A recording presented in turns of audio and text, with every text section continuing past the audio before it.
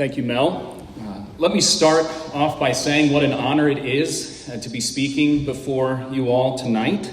This is as faithful a body of men and lovely families as a person could ask for. As I scan the room, there are far too many names for me to mention one by one, but allow me to say thank you to John and the leadership of the GRN, and thank you to those of you that have encouraged me and prayed for me in my ministry. It is truly an honor to have fathers, brothers, and friends like you. Tonight, what I want to tell you is why I believe the GRN is vital to the continued growth and faithfulness of the PCA.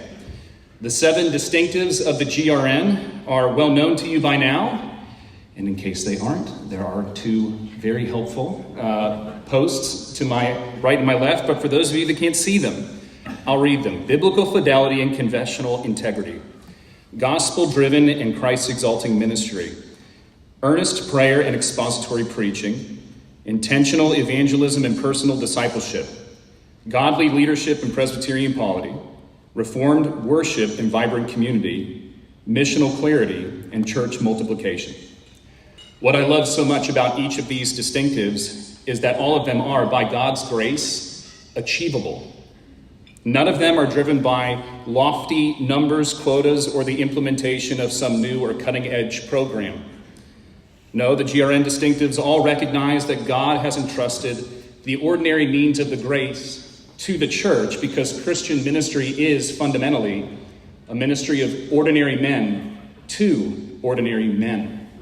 As one preacher said so well, we are merely beggars telling other beggars where they may find bread. A faithful ministry doesn't hinge upon our gifts or charisma, but upon the blessing of God as we apply ourselves to the means that He has promised to bless. These distinctives reassure me that ordinary men like me can make it in ministry, and so too can you. It's not impossible to be a faithful pastor. God's well done, good and faithful servant is not beyond our reach. And brothers, that's good news. That's liberating news. That is freeing news because it unburdens us of those expectations and those crippling worries that we were never meant to bear in the first place. We can minister for the glory and the honor of an audience of one, our Lord Jesus Christ, and that is good news. As one of my seminary professors said, that will put iron in your blood and steel in your spine. And so, I would commend to you tonight, if you haven't already, please try these distinctives on for size. They work.